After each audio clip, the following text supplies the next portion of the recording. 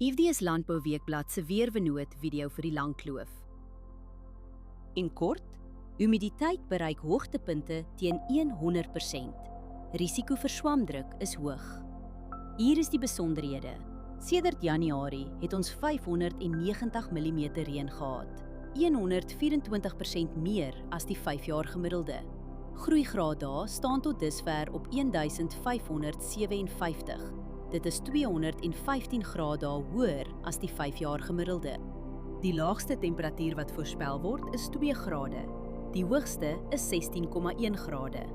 Die grootste dag tot nagwisseling is sowat 12 grade, matig en binne normale grense.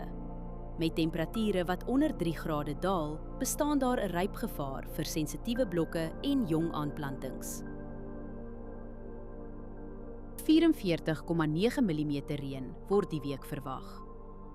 Trekkertoegang en bespuiting raak moeilik totdat lande weer opdroog. Die ergste winddag is donderdag met ongeveer 17 km/h. Vir my spuit op daardie dag. Die res van die week bly onder 15 km/h.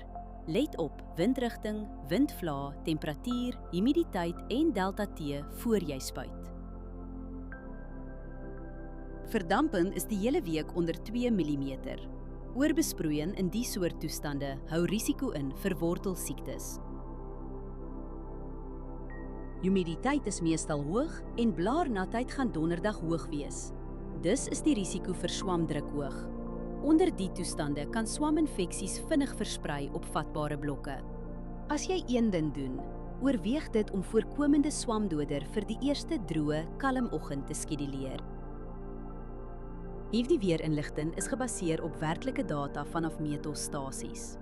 Die data word deur TerraClim skoongemaak en geverifieer.